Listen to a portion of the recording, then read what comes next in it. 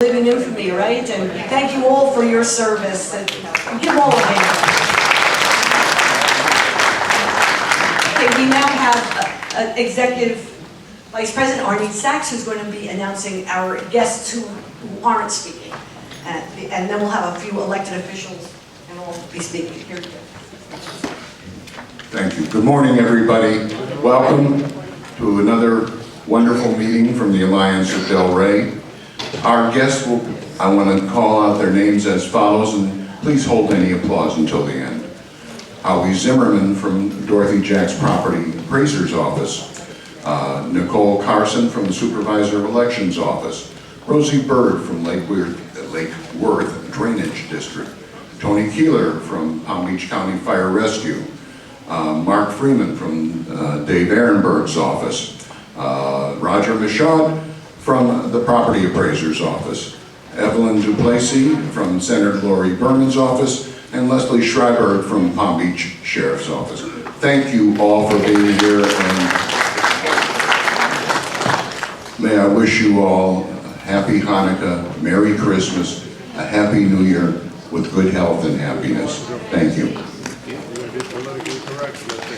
Great, thank you, Arnie. That was terrific. Now, we're going a little bit out of order here. We're going to have our first responders, our PBSO, speak right before our firefighters, which is going to be right before the presentation. Right now, we're going to hear from some of our elected officials in the room, and right after I give you a short update. Last month, I was not here because I was up at the Board of County Commissioners meeting, and we were working on two major issues in the Agricultural Reserve last month. One was the swap, which did get defeated, and the other, which would have brought like a gigantic city to the middle of the Ag Reserve. It was just way too much, and our commissioners, they decided that that wouldn't work out. And also the bringing a commerce designation or logistics centers south of Atlantic Avenue on 441, which is mostly residential area for sure.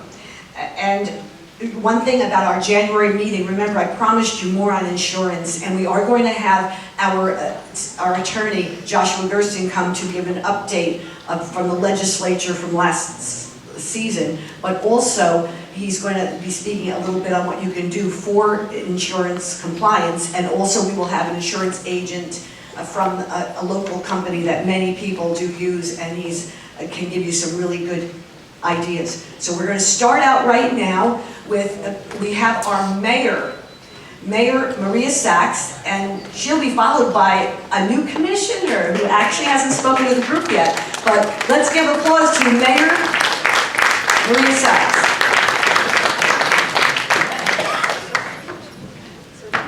You can just call me Maria. We go back a long time. Good morning, everybody, and happy Hanukkah tomorrow night. I've got two little grandsons who are going to have their first Hanukkah. And they've already figured out where I hid the chocolate kiln. Keep an eye on what's going on here, you know. Anyways, this is important. I want you to look at the second page of the Sachs Sentinel, because right here at the Lawton Childs Park is this very important thing brought to us by Congresswoman Lois Frankel. She got $1 million from the feds, and she's put together a very important thing for all of us, and that's about being sure that we keep our balance. Being sure. I've been to a couple of these. As you can see, I'm not that good there, but I'm trying. Lois is pretty good. You know, if you falling is the #1 first step towards bad injuries. I break a hip and you go to the hospital, one thing leads to the other. So we all want to make sure that we take advantage of this. It's new, it's free, and it's right here next door. If you want this to come to your development, let me know, and we'll get enough people signed up, I'll bring it to you. Okay? I'll bring it to you, because this is so very, very important. And I just want you all to know that I really mourn the loss of one of our wonderful members here, Janet Oberman. I just found out today that she passed. Jerry is here. God bless you, Jerry. our thoughts and prayers with you. You know, many of us go back a long time. And as we go through the holiday season, I'm always reminded of how important friendships are. Janet and Jerry helped me get through, and their son, who was just in high school, walked the campaign trail with me, knocked on doors. Sometimes we had to run away. We're like, oh, no way, Democrats are out here. But it was okay. We knocked on every door we could. And because of this family, I'm standing before you today as our newest Palm Beach County mayor. And I am your mayor. I started here. Remember Bob Schilbaum said to me, you want to be a state rep in Delray? Enough of this Boca Raton. You want the support of the Alliance? You better well be Maria Sachs, D, Delray Beach. And ever since then, every rep has been D, Delray Beach. And that's the way we're going to keep it, right, folks? Right. All right, so let's have a wonderful, wonderful first day of Hanukkah. Hide that gel, and Merry, Merry Christmas. God bless you. Everybody, I love you. Thank you. Thank you for coming and giving us the update. Now, one of our newest commissioners, we have Michael Barnett. So good to see you.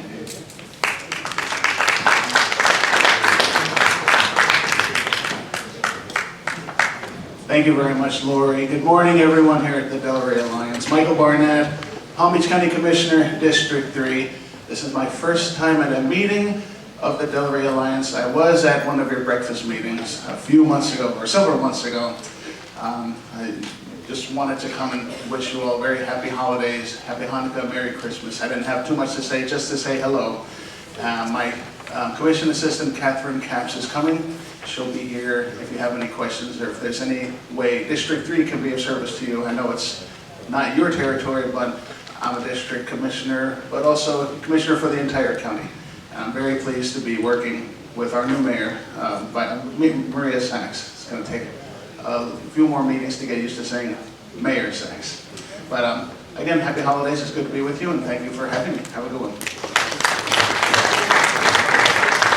Thank you so much for attending. Thank you. Yes. And you do a lot of work up there on the dais there with everyone else. We have 7 commissioners and they all work together. We have now our school board chair, the new chair of the school board, Karen Brill, yes.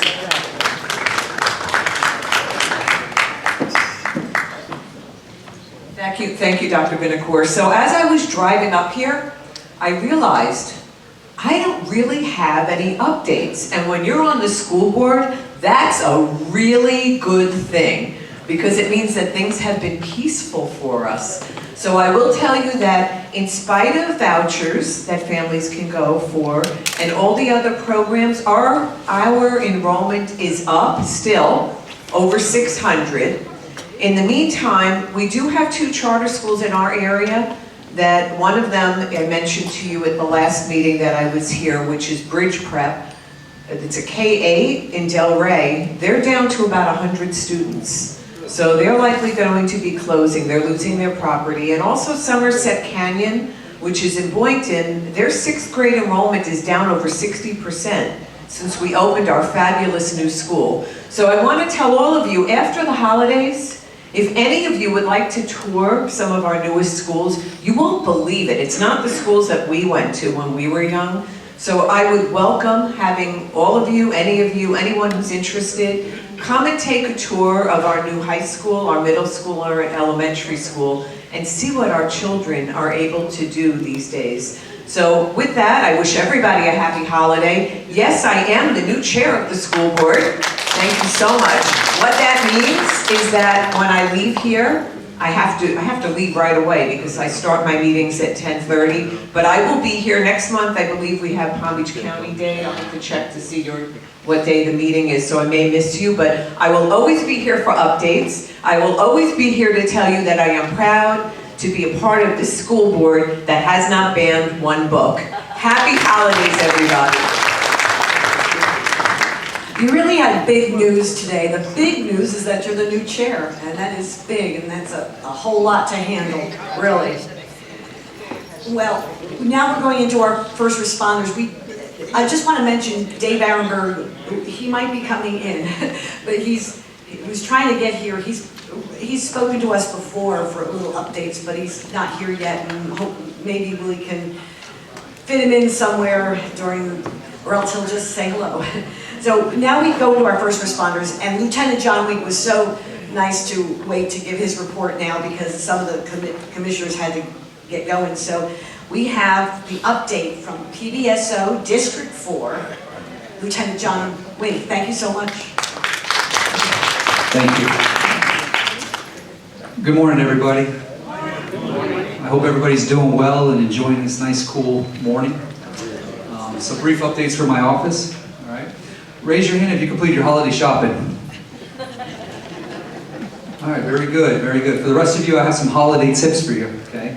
It all starts from when you leave your house. Leave enough time so you arrive there safely. When you get to the parking lot, find a well-lit parking space. When you get in your vehicle, maintain your situational awareness. Scan the parking lot, scan your surroundings, be aware. Okay, when you get in the store and you do your purchasing, avoid excess phone use. Okay, keep your belongings close to you while you're shopping. We had an incident at the Costco where somebody was shopping and they walked away from the car being distracted. Somebody reached in and took their wallet. Okay, so maintain your surroundings while you're shopping. When you make your purchases and you go out to your car, put them in the trunk. Okay, if you see something suspicious, say something. Give us a call. There are people in the parking lots watching, seeing what you put in your car, where you're going, okay? Well, this month we're going to be dressed in shopping plazas, providing extra patrol. You're going to see a lot of high visibility units driving around and maintaining it. It's a priority for us. Also providing extra security at the synagogues for Hanukkah, okay? Let me ask you guys a question. Have you guys been receiving a lot of fraud, text messages, emails, or is it just me? Okay, you guys all receiving it too. Please do me a favor. If you get those emails, delete it. If you get the text messages, ignore them. If you get the phone calls, hang up. We're having way too many cases that are coming through our detective bureau where trustworthy victims are staying on the phone, spending a lot of time being coerced, persuaded to go to the bank, withdraw money, and putting it to this alleged account from the suspect. Okay? The hot topic lately is Bitcoin. They're negotiating it, either buying it or cashing it and putting it into an account. Please, trust your instincts. It's 99.9% a scam or a fraud. Please, don't put yourself in that situation. Let me ask you guys a question. Have you guys taken advantage of the vast presentation that we offer at the Sheriff's Office, the Volunteers Against Scams team? Yes. You guys have? If you guys haven't, please reach out. We'll coordinate something for your community. Okay, it's a 45-minute presentation, all the latest scam techniques to prevent it. I strongly recommend it. And if you need I'll coordinate for you. Reach out to me, winkj@pbso.org, or swing by the office, or if you're here, I'll get your phone number and we'll coordinate it. Something I strongly recommend. This is a topic that's not going to be going away anytime soon. Lastly, just a recap of this year. Vehicle burglaries and auto thefts have been a major crime trend out here. Please lock your vehicles. Remove your key fobs from the vehicle. Any valuable, especially firearms, take them out of the vehicle, okay? We just had an operation on the Lions Corridor where we addressed the stolen vehicles of high-end vehicles with key fobs left in the vehicle. We had a 62% reduction. It was very successful, okay? Just get the word out. Take your key fobs and valuables out of your car, secure it. Accidents, we talked about that in previous meetings. The 3 locations that we identified, West Atlantic and Jog, West Atlantic and Lyons, and Military and Linton. Those are from between 3 p.m. and 7 p.m. where the most accidents occur in the district. Please drive safely, and thank you for your time. All right, hope everybody has a healthy, safe, and happy holiday season. Thank you for your update. Thank you. Let's see. I don't want to take your thunder here. Let's see. I'm going to put that back to the first slide that it was.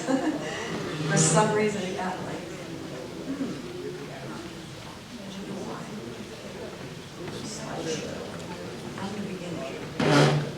I don't know why this is working out like that. Okay, well, I'm going to leave it like that. When Charlie Coyle gets up here, take a look at that. Now, everyone, what we have here today, Palm Beach County Fire Rescue, we have newer strategies for saving lives with battle-tested protocol and use of the Lucas device. And we have Chief Bill Stansbury right now to give us a little local update. And then he will be introducing our very special speaker from Palm Beach County Fire Rescue. Please welcome Chief Bill Stansbury.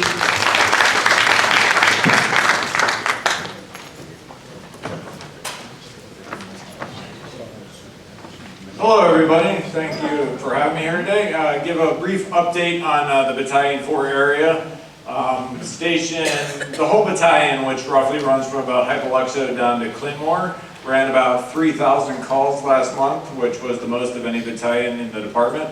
The two busiest stations were 45, which is right there on Linton and Jog, and 41 over on Flavor Picton Military. They both ran about 500 calls.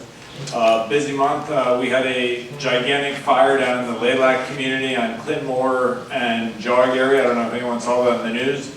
It was a 12,000 square foot mansion that caught fire. We had units there within minutes. We were there, it was about 2 in the morning until about 7:30 in the morning fighting the fire. Just a very big home. We were able to get it under control, and luckily there were no injuries.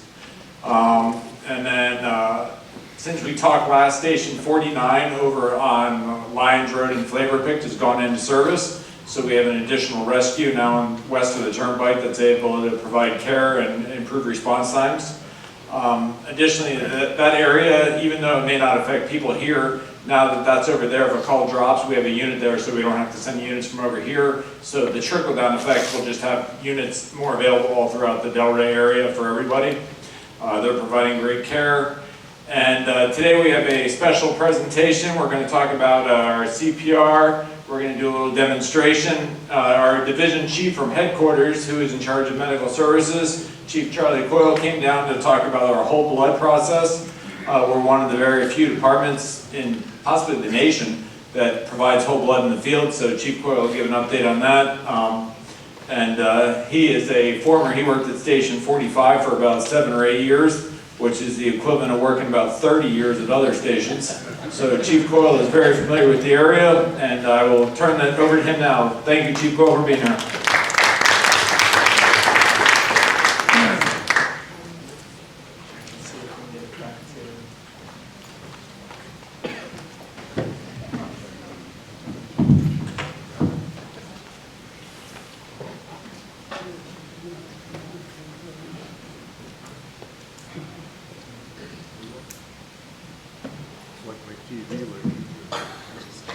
Maybe, let's see.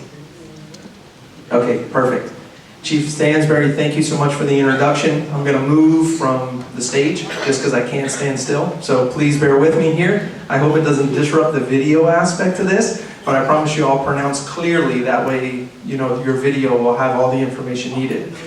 So Chief Stansbury, thank you for introducing my dog years of working 8 years or 7 years in Station 45 and then ultimately feeling like it's been 30.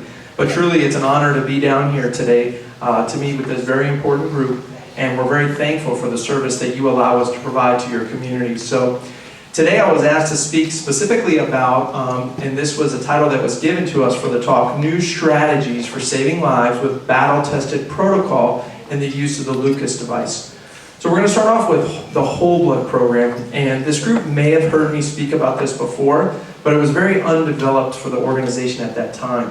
We started in July 5th, 2022, and one of the first things that stood out to us as first responders was we had to figure out a better way to deal with trauma victims. So essentially stabbings, shootings, and car accidents. And as you're all aware, if you've ever been stuck in traffic down here, car accidents are a real thing, right? It's a leading cause of mortality and trauma is car accidents. So we looked at some literature, and we looked back to 2016, and when you're a paramedic or an EMT, they were all taught of something called the golden hour. And essentially what the golden hour is when somebody gets hurt, you have 1 hour to see the patient, get the patient to the trauma center, and the trauma center to provide divine intervention, which essentially is surgery or any life-saving procedures that trauma surgeons are trained to do.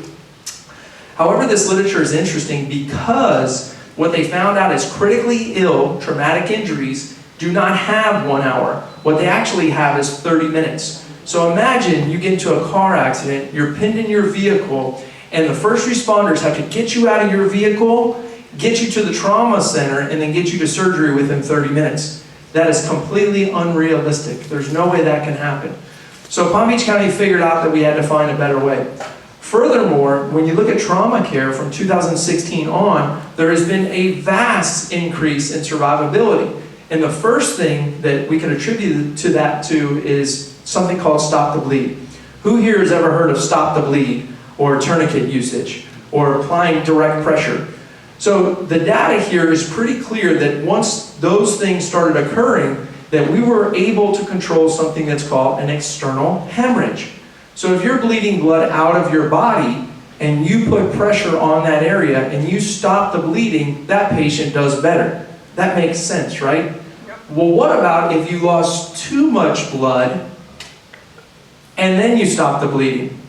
How are you going to get more blood? Well, for many years, first responders were trained to give something called normal saline, right? It's normal saline, it's essentially sodium water, and it fixes your vital signs to the extent that if your heart rate is high, which is the first thing that happens when you start to bleed, and your blood pressure is low, which is the second thing that happens, that saline can fill up the tank. So imagine your tank, imagine your pool, you drain some blood out, you drain some water out of your pool, what does it need? It needs more water if it's a pool, but if it's a body and you're bleeding, it needs what? Blood. More blood. So this isn't rocket science, this is actually pretty simple. But for years, we gave normal saline. So why whole blood and why is that important? Well, it's the whole package, the whole bundle. It has red blood cells, right? And why are red blood cells important? Well, red blood cells transport oxygen to your vital organs. So when you get a transfusion of whole blood, you're actually putting red blood cells back into the body, which makes sure you have oxygen to your vital organs. Let alone, it also does something that increases your clotting factor. So it has something called plasma, which is very important. So for us to look at this and say that we have a lot of car accidents, we have a lot of shootings, we have a lot of stabbings, let's keep doing what we've always done, well, that would make no sense. And that was said by a brilliant man many years ago. Insanity is this, insanity is doing the same thing over and over again, expecting different results. So we had to figure out a better way. So Palm Beach County Fire Rescue took the initiative. We went out to San Antonio. San Antonio's been providing this life-saving therapy since 2018 pre-hospital. Also, this is not something that is new. This is 100 years worth of literature from the military. So the military has been doing this for many years. So if the military is doing it, why don't the citizens that live in Palm Beach County deserve the same treatment? So we went out to San Antonio. This is us here. Obviously it was very cold at that time, but we did go out to San Antonio. They showed us our whole program and we went through something called the Whole Blood Academy. I would be remiss if I didn't mention our partners in this project. Delray Hospital, obviously we work very closely with them. They're a level 1 trauma center. We couldn't do it without them. We couldn't give a trauma patient blood and bring them to the trauma center without them knowing. So we collaboratively built these protocols together. Same for St. Mary's. One Blood is our blood bank that we get our blood from. We have a contract with them. Obviously the Trauma Hawk and the Healthcare District, which the Trauma Hawk and the Healthcare District and Palm Beach County Fire Rescue have a partnership, but the Healthcare District provides a lot of support for us in this mission. So currently now, you can look at the map, and I know it's kind of hard to see, but in the blue H's are hospitals, and then the red H's are hospitals that are trauma centers. So you have St. Mary's and you have Delray Hospital. So it's quite a metrics that we had to go through to figure out where we were going to put the whole blood. We started in this battalion, which is Battalion 10. We then went out east, which is in Lake Worth. We then went a little bit further west, which is out in kind of Loxahatchee, which is very far from the trauma center. Then we went all the way to Station 19, when these are all on our EMS captain's vehicles, basically, and that's a very long ride to the trauma center. Then we went out west, because obviously that's a long ride. And then our next common goal would be to go down to 57. And you'll see the area that we're familiar with here is 42. but we're very close to the trauma center, so that's why you haven't seen it just yet in your neighborhood. However, we are working towards getting this into all of our battalions. It's just a very tedious process, and it's very logistically, I'll just say challenging. That's probably a great word for it. What does it look like? Because if you've ever been to a blood bank, it smells like bleach. You can see everything is so sterilely clean that you could eat off of the floor. And then I tell you that we're going to show up with blood in the back of one of our trucks and we're going to give it to you. I would have a million questions if I was sitting in the audience. But know that this is something that's very controlled for us. We have a freezer. This kind of stores our freezer panels, and I'll show you how they come into play. So freezer panels. This is a certified rated blood refrigerator where the blood company drops off the blood to us. The blood then goes into this cooler, and these little inserts go into that cooler. And then this is what that cooler looks like in the back of the truck. And then we monitor it. So it's something we monitor. It has all of our EMS supervisors have cell phones. They have temperature devices in the coolers, and they constantly monitor it. And basically, they document the temperature throughout the day. So old therapy, normal saline that we spoke about, these are our Trauma Hawk medics, and if you can see this paramedic right here is holding the blood right there in his hands because communication from the ground crews was this patient needs blood, and that's exactly what he has in his hand. So I hate to give you all of this information without providing you with some data, because obviously data is what makes the world go round, and obviously this is something that we watch very closely. So this data is from July 1st of 2022 to October 31st of 2023. We do not have November's data here, but I will tell you, because obviously this is something I think I track it in my sleep, to be honest with you. We've had 8 patients in November, and that's going to take us up to 84 patients. So 84 patients have received this therapy so far since July. We've administered a total of 96 units of whole blood, which is remarkable. But these are all comers. So I'm not going to spend a bunch of time on this slide, but I will tell you that out of the 77 patients, we have a 57% survivability of the most critically ill trauma patients you could imagine. Here's an interesting part though. If you take out the patients that were so critically injured by the traumatic episode, if you take the ones out that were in something called traumatic arrest, so unfortunately, whatever happened, car accident, shooting, stabbing, they already had no pulse upon our arrival. If you remove those patients out of the data, the subset of data that I provided, that takes us down to 52 patients. But out of the 52 patients, we have an 85% survivability, which is absolutely unremarkable. Thank you. Thank you. If you look at the patients that did not go into traumatic arrest that either suffered from a shooting or a stabbing, we have a 90% survivability rate. Wow. And then the last part that we just made an adjustment on the protocol is we are now using this for medical patients as well too, not just trauma patients. So, you know, the most common cause is usually an obstetrical emergency or GI bleeds. That's, you know, gastrointestinal bleed. Those patients are very sick as well. And we've administered it 10 times, and we have a 90% survivability rate in those population of patients too. So when you're looking at the data and you're trying to figure out where to go next, obviously when you monitor something so closely, I don't want to say you should brag about it, but you should definitely give a roadmap for people that are going through that process on where you stumbled. So we did just that. We did come up with a paper. We did a research project on this. And, you know, it was the early stages. It only had about 15 patients, but it tells other agencies, it gives them kind of a roadmap on how to implement a whole blood program in their community. Furthermore, we will be doing a bigger, robust scientific paper on this, but we just need more patients. We got to get roughly to about 140 patients. So the scientist inside of me wants to say, yes, we need more patients, but the first responder in me hopes we have no more patients, because that means that obviously something has happened and went wrong in the community. I'm going to shift gears ever so slightly to something called cardiac arrest enhancements, and I believe that's what that's what we wanted to cover today, was the Lucas device. So we're not going to do a full-blown presentation on a cardiac arrest demonstration, but I am going to show you a device today that we have. I'm going to actually show you two devices. The one device is this here, and this is just for HIPAA-related purposes. This is a picture from the internet. So this is not a patient that we ran on. So I don't want to get in trouble with the big bosses just in case it's being recorded. So this is a picture from the internet.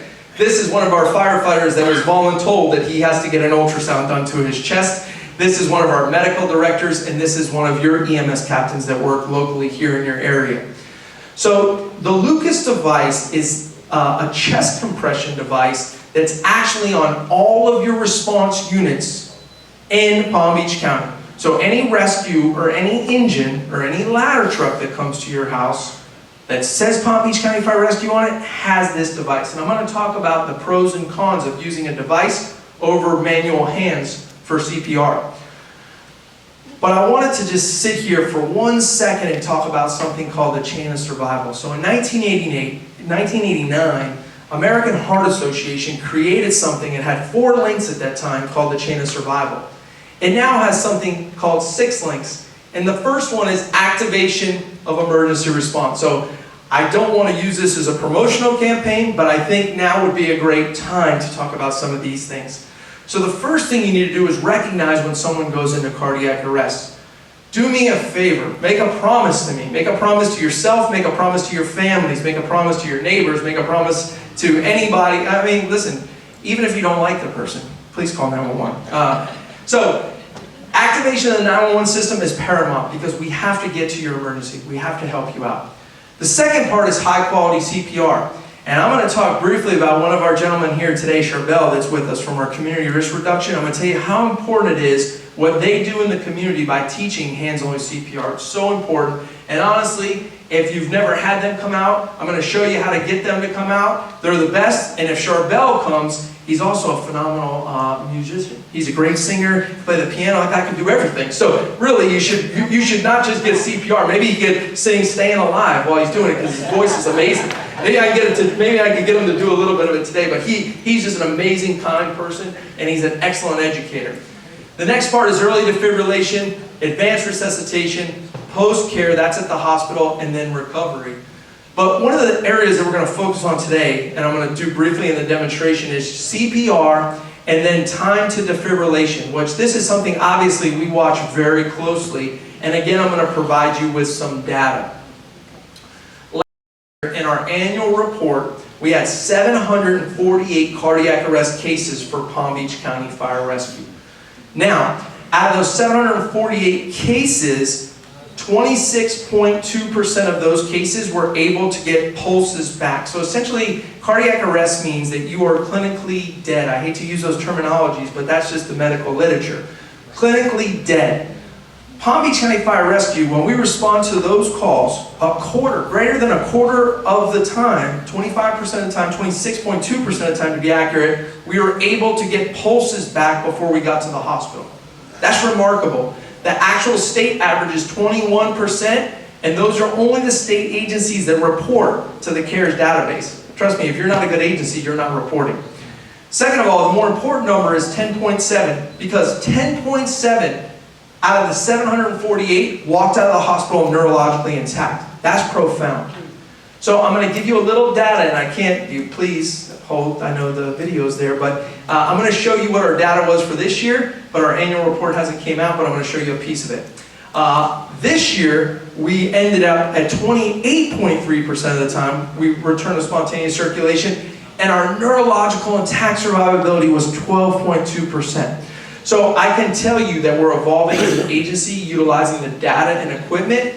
We're always being responsible as far as how we got these Lucas devices out on some of our engines and our suppression units was through a grant. So we're always looking for innovative ways to make sure that we're maximizing our efforts in the pre-hospital arena. Again, this is my plug for community risk reduction. If you went to Palm Beach County Fire Rescue's website, you could see that right when you sign on, there's definitely some interactive links. If you wanted to get hands-only CPR in your community, it's important. I will tell you this, that for every 1 minute that goes by that somebody's in cardiac arrest, the mortality and morbidity rate increases by 10%. By 10%. And I know there's communities here, and I don't want to take I don't want to give any plug to any community because that's like probably political suicide if we say one community is better than the other in a setting like this. But I will tell you, there is a community down here that I've been to that is such a well-oiled machine with their training and the locations of their AEDs. I won't say the name unless Chief Stansberry tells me to, but they really take it to, I've been to several survivals, resuscitation awards, because they have a plan and everybody is trained and everybody knows what to do.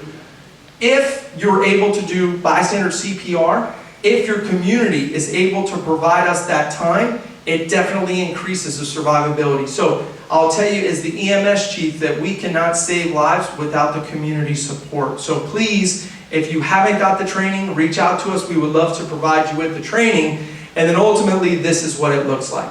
It's great for us to come back to the community. It's great for us to bring the survivor together with the crew that resuscitated them. And obviously, it's an honor for me to be a part of these resuscitation awards. And I can tell you that this is probably the most purest, the most profound part of my job is being able to attend these for all the hard work our men and women do, and then having that connection with the community and thanking them for doing the bystander CPR.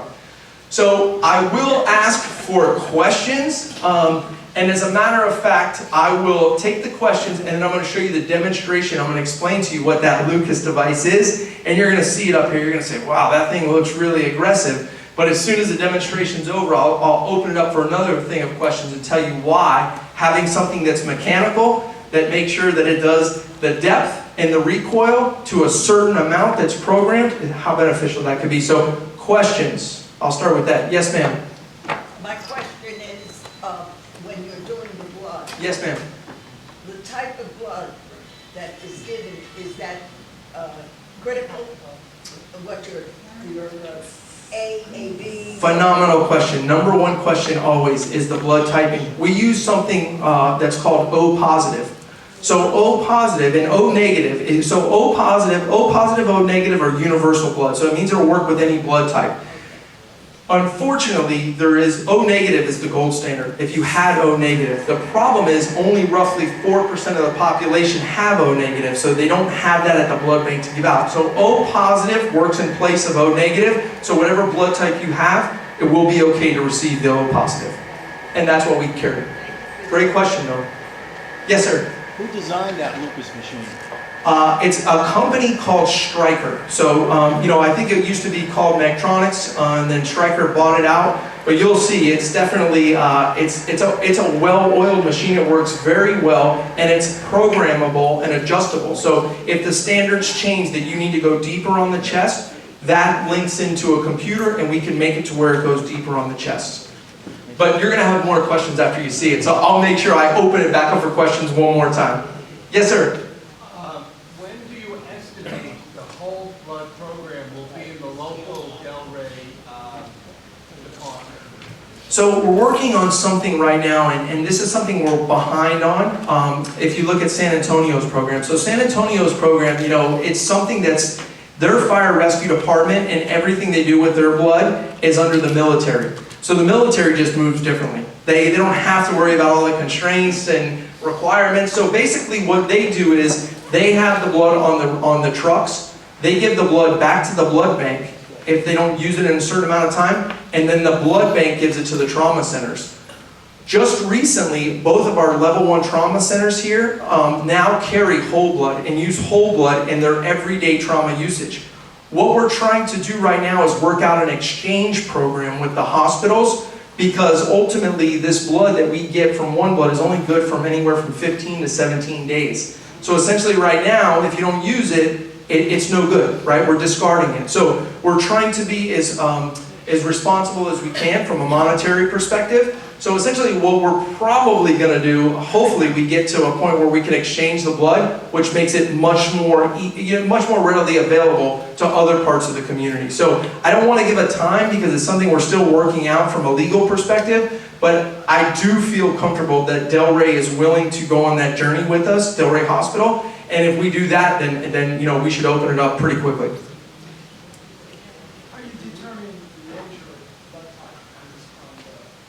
I'm sorry, say it again, sir? So the blood type we do not determine. So that's why we use O positive blood. So the blood type at that point is irrelevant. Any other questions? These are great questions, by the way. Yes, sir. What's the cost of that machine? The machine itself or the blood? The Lucas? The Lucas roughly runs about $17,000 per machine. When we wrote our grant, because it was a federal grant that we wrote, and we've got almost every single machine that we have, because these have been on our rescue trucks for a long time. In 2016, we received a grant for $630,000. This recent grant we just received was over $700,000 to get these devices. So traditionally, we've received over $1 million through a federal grant process to get these devices on the truck to support the community. Yes, that's, I can tell you, I've never been a part of a grant process, and there's a young lady that's not here with me today, but she deserves all the credit. Her name is Jill Gregory, and she was amazing in putting the grant together for us to be able to have these devices. Okay, so I'm going to transition real quick. I'm going to ask my crew to come up, and I'm just going to highlight some of the things that they're doing while they're doing it, and I will show off the equipment. So I'm not going to run you as a full-time scenario, like a real-time demonstration, but essentially if this is our patient here, the crew's going to have some coordination. They're going to come in with the equipment, and they're going to do a few things. Number one, they're going to check a pulse, and they're going to start manual CPR. And that's very important to know that the machine itself will not replace the manual CPR because it takes time. It's a machine. They put the monitor here. They would put, and the monitor is basically telling you what heart rhythm the patient's in. So if the patient needs to be shocked, this machine allows them to shock it, no different than your AED would do, except for this machine, they have to interpret the machine. The AED does the interpretation for you. They'll continue the manual chest compressions. They'll put the monitor on. They'll determine if the patient needs to be shocked or not. And then they will put the Lucas device on. Now, once the Lucas device goes on, this is what it looks like for the remainder of the call. Now, the machine's going to be making all kinds of noises throughout. And I'm going to just put the microphone close so you can hear it.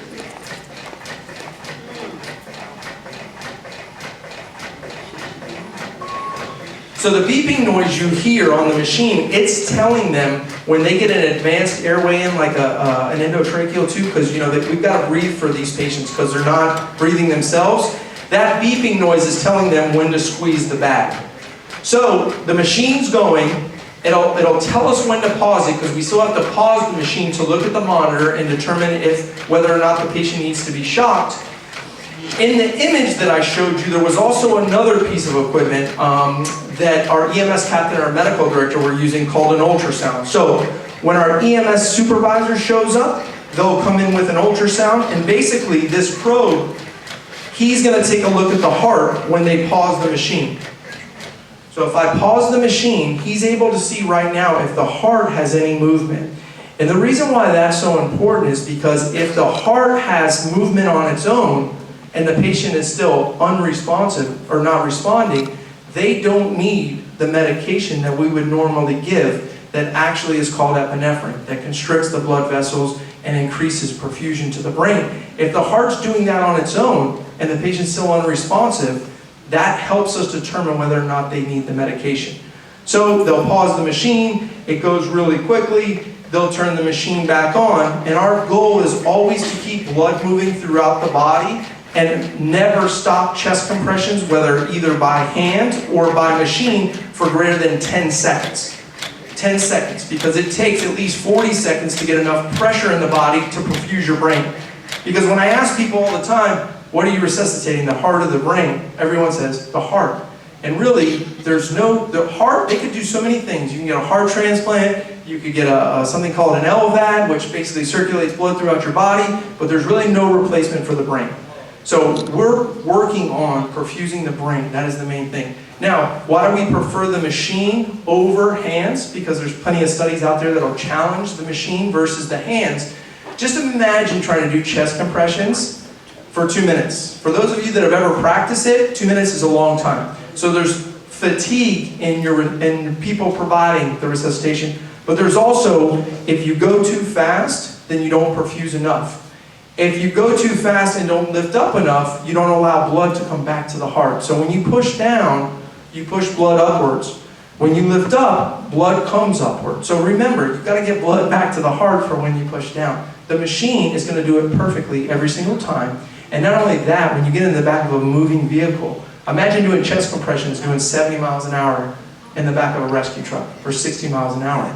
You're not going to do it as well as the machine. So that's why we believe in the machine. The reason why we put it on our suppression units, because sometimes, roughly 38% of the time, our engines are going to be there first, not the rescue trucks. And that therapy will start, and it's essentially the continuum of care. So the machine's working, everything's working, the crew knows what's happening, and then essentially they turn it over to our rescue truck. They take the patients to the hospital, and we continue to increase our numbers, which makes, I'd be remiss if I didn't say on the holiday times, there's nothing sweeter, and I think sweet is probably a bad word because we talk about sweets during the holidays, but there's nothing sweeter for us knowing that we've returned one of your loved ones to the dinner table during the holidays. Any questions, or do you have anything? I don't know how long I went, by the way. I didn't time this. I made this 2 days ago, so I'm not really. I like to speak a lot, and I get to talk nationally all over the place. So let me kind of like more customize. Is there anything else that you want to hear from me, or did I miss, or you would like me to elaborate on more? Yes, sir. How does that adjust to different size people? Yeah, so the machine's very intuitive. So the machine, when you read the manual of the machine, it says there's 2 contraindications. Contraindication number 1, patient's too small. Doesn't tell you what that is. Contraindication number 2, patient's too big. So when they go to push the machine down, they'll do this, and when they do it, the machine calibrates and lets you know if it can go the full depth. Because if you have someone that's very burly chested, like big, and it can't push it down, the machine tells you right away, and they know, get rid of the machine, go back to your hands. So the machine's that intuitive enough that it adjusts based upon the size of the patient.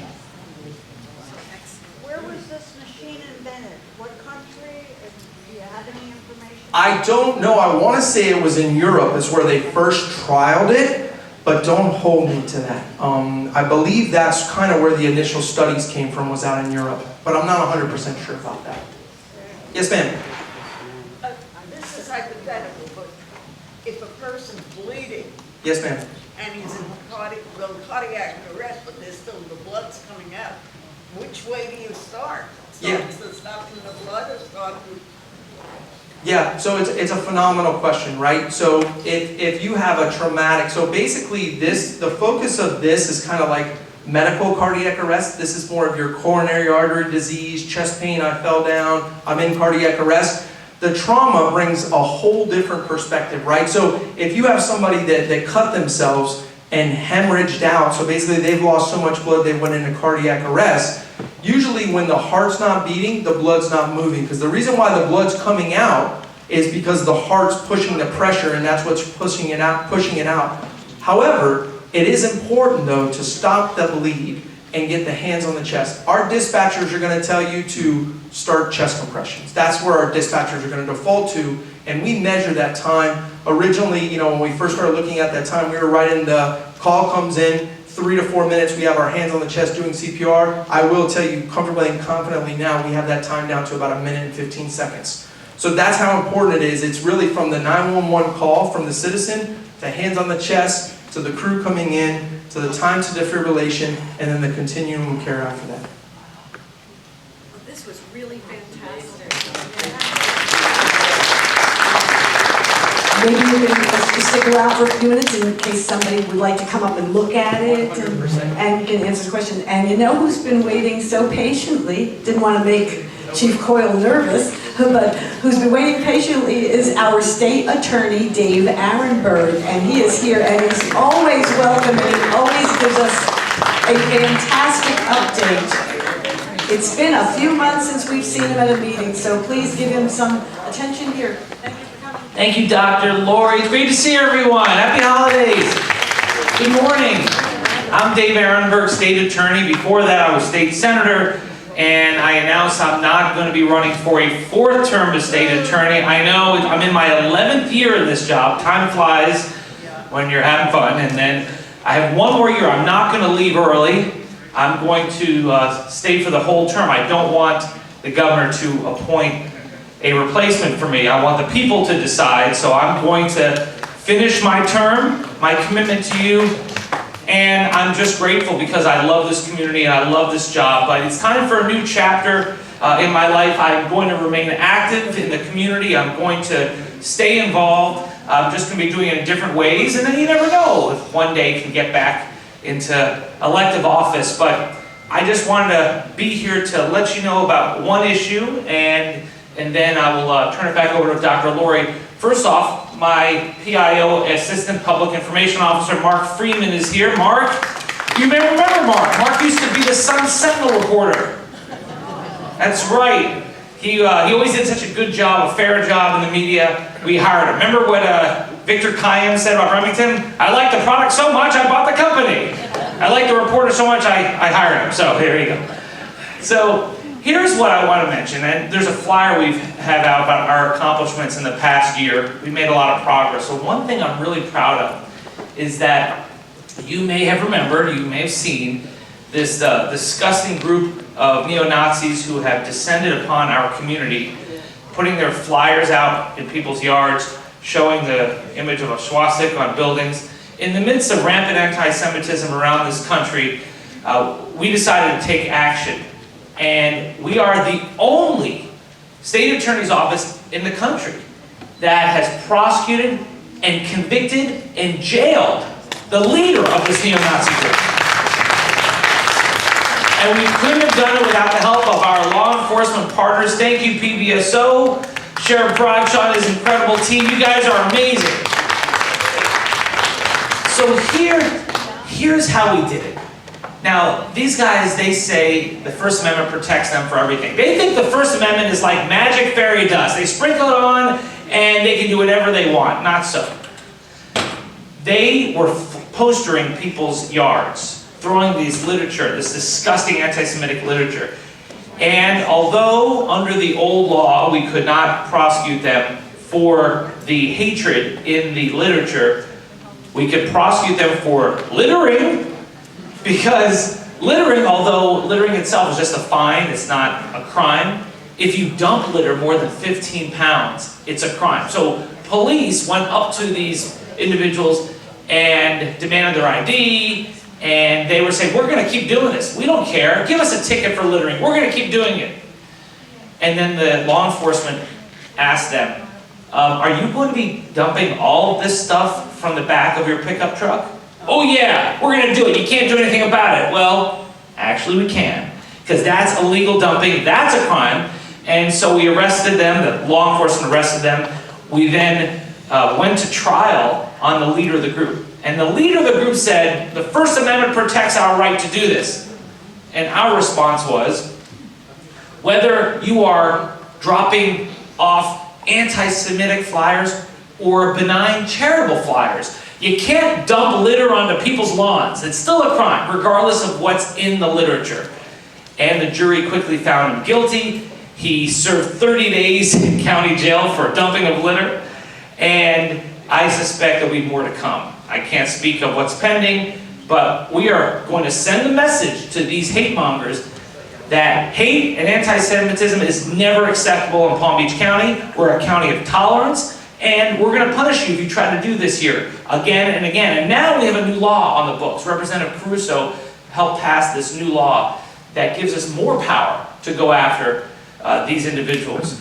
So if you are a member of one of these groups, my message to you is you better leave town, because you'll end up like the leader of your group. You'll end up as a resident of our county jail.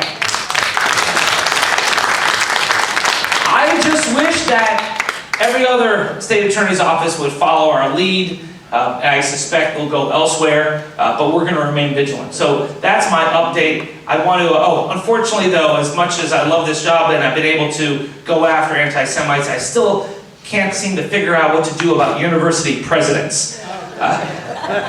Unbelievable, right? I was so proud of my Harvard degree until recently, and yeah. So I do want to say thank you for all your support, all your friendship. Thank you to the amazing presentation before him. I'm Dave Ehrenberg, honored to be your state attorney. Happy holidays, and I'll see you in the new year.